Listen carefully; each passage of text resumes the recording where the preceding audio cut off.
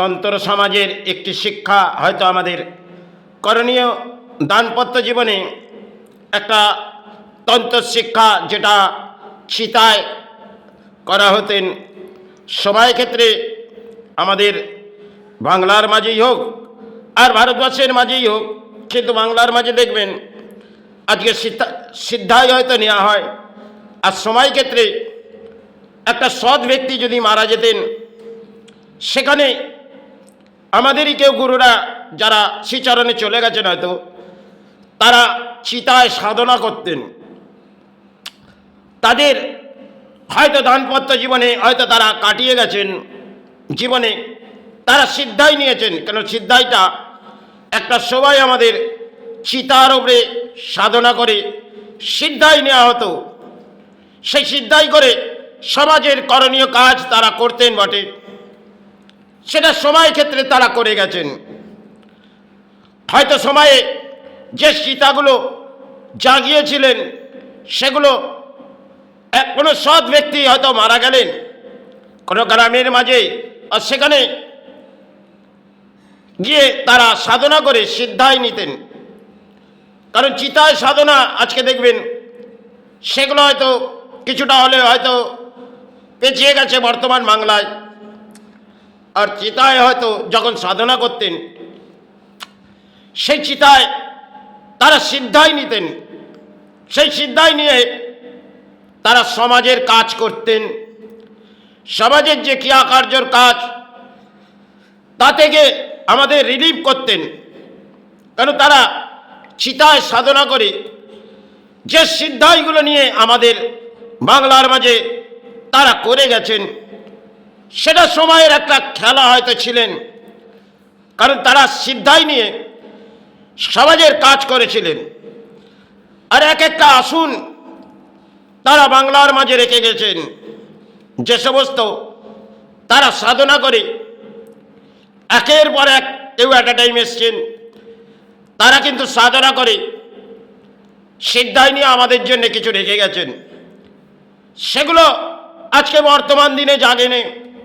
কারণ সাধক রামপ্রসাদ তিনিও কিন্তু সাধনায় যে মাকে জাগিয়েছিলেন, তিনি এক মহান সাধক।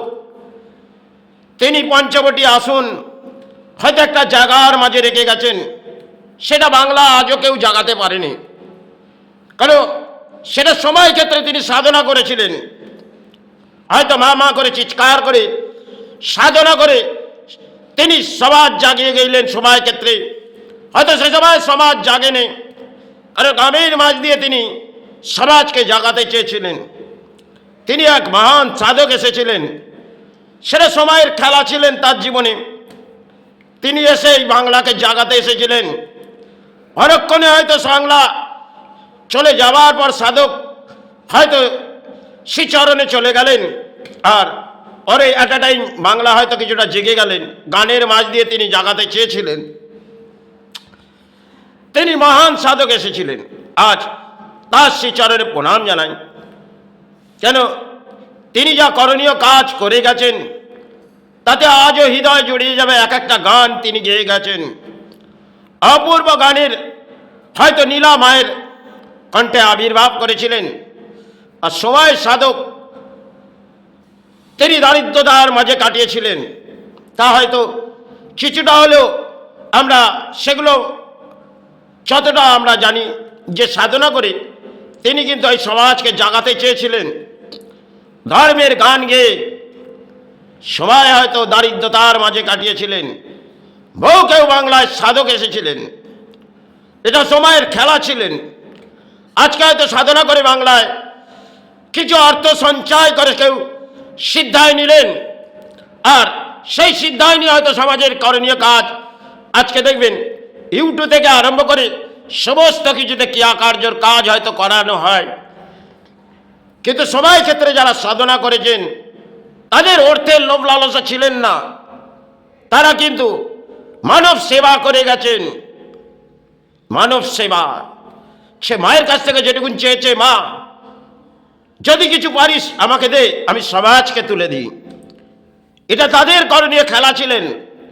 হয়তো প্রাণী হিসেবে তারা এসেছিলেন, কারণ তাদের জীবনে কিছুটা অর্থের প্রয়োজন ছিলেন, তাই সেই অর্থ নিয়ে মায়ের সেবা আবির্ভাব করেছিলেন। সেটা সময়ের একটা খেলা ছিলেন। আজকে পরবর্তী আমাদের একটা সময় হয়তো খেলা হয়, কারণ যেটা হচ্ছে সিদ্ধাই নিয়ে এই সমাজে কিছু তন্ত্র আছে, তারা অর্থের জন্যে হয়তো সাধনা করতে করতে বিফল হয়ে পড়ে। কারণ অর্থটা সেটা হয়তো সাধনার মাঝে বেঁচে থাকতে গেলে হয়তো কিছুটা প্রয়োজন হয়, কিন্তু সেই অর্থ সাথে তো যাবে না। আর তারা জানতেন যে সিদ্ধাই নিয়ে তারা করে গেছেন, কেউ মা মা করে চিৎকার করে করে সিদ্ধাই নিয়েছেন। কারণ বাংলার মাঝে মাকে আবির্ভাব করেই তারা সাধনা করেছিলেন। এই বাংলার একটা গর্ব, যতগুলো সাধক এসেছিলেন তাদের মধ্যে এক একটা গর্ব, তারা মা মা করে জাগিয়ে গেলেন। একের পর এক গুরু এসেছিলেন, তারা জাগিয়ে গেলেন। শিবরূপে হয়তো কয়েকজন এসেছিলেন, আর যতগুলো এসেছিলেন মহান সাধক তারা কিন্তু মাতৃ সেবা আবির্ভাবে এসেছিলেন। তাই বাংলার গর্ব একটা, তারা জাগিয়ে গেলেন। সময়ের ক্ষেত্রে তারা বাংলাকে জাগিয়েছিলেন। বাবা লোকনাথ তিনি হয়তো শিবের অংশে, এবং তৈলক্য স্বামী তিনি হয়তো শিবের অংশে, আরও বহু কেউ শিবের অংশে তারা এসেছিলেন। তারা হয়তো ধর্ম জাগিয়ে গেলেন সবাই।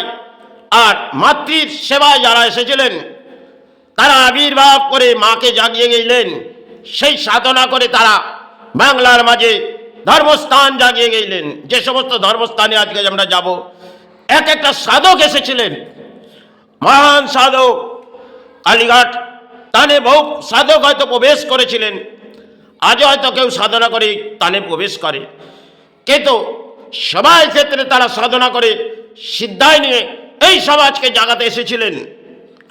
আজ হয়তো সমাজ ঘুমিয়ে পড়েছে, কারণ হয়তো তন্ত্র সমাজে দেখবেন অর্থের লোভ লালসায় হয়তো সাধনা হচ্ছে বটে। কারণ আজকে দেখবেন পুরোহিত একটা ডিগ্রির মাঝে চলে গেছে, আর ডিগ্রি নিয়ে সমাজে উৎপাত হয়ে পড়েছে। কারণ এই সমাজে পুরোহিত দেখবেন ডিগ্রির মাঝে চলছে, আর সাধনা যারা করেছেন তারা কোনো ডিগ্রি নেয়নি। তারা একটাই জানতে, মাতৃ সেবায় এসেছি, চাই গুরু সেবা এসেছি, এটা জীবনের দান, তার সেবার মাঝে কাটিয়ে দিয়ে যাব। তারা তো মহান এসেছিলেন, যারা জাগিয়ে গেছেন তাদেরকে আমরা হারিয়ে ফেলেছি কারো শ্রদ্ধার মাঝে। আজকে সমাজে দেখবেন কলির একটা অংশের খেলা, সেটা সমাজ ধর্মলুস্থ করে ফেলেছে।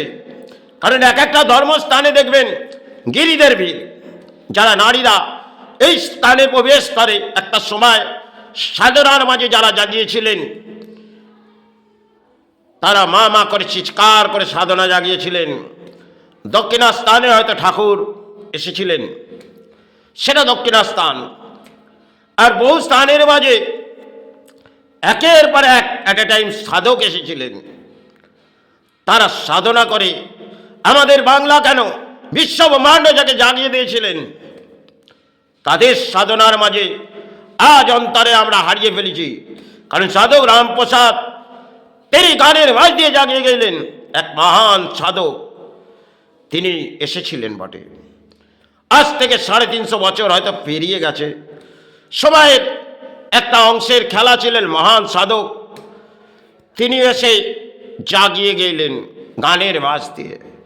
আজ হয়তো এই গান আমাদের বাজে, কারণ সেটা কিছু ডিজেও বাজে, কারণ কিছু সেবা হয় বসস্থানে, মায়ের গান আবির্ভাব হয়, তাতে মনে হয় সাধক জেগে উঠলেন। কিন্তু সাধক তিনি এক মহান সাধক জাগিয়ে গেলেন। তার শ্রীচরণের শতকোটি প্রণাম জানিয়ে আমি শেষ পথেই হাঁটব। কারণ হয়তো সিদ্ধাই আমি সেই সমাজে নিইনি যেখানে দেখবেন আজকে হয়তো একটা সময় আমি সিদ্ধাই নিয়েছিলাম বটে, সেটা কারণ তন্ত্রয় আমি বহু কিছু ঘটেছি, আর সেটুকুন আমি কোনো কবচ বাঁধা আমি কাজ করিনি। কারণ আমি ধর্ম ছাড়া কিছু বুঝিনি, আর ধর্মই আমার কাছে শ্রেষ্ঠ। যাই হোক, এটা জীবনের খেলা ছিলেন, আমি খেললাম। কাল হয়তো আজ আছি, কাল হয়তো ফিরে যেতে হবে। জয় গুরু, জয় বৈদ্য।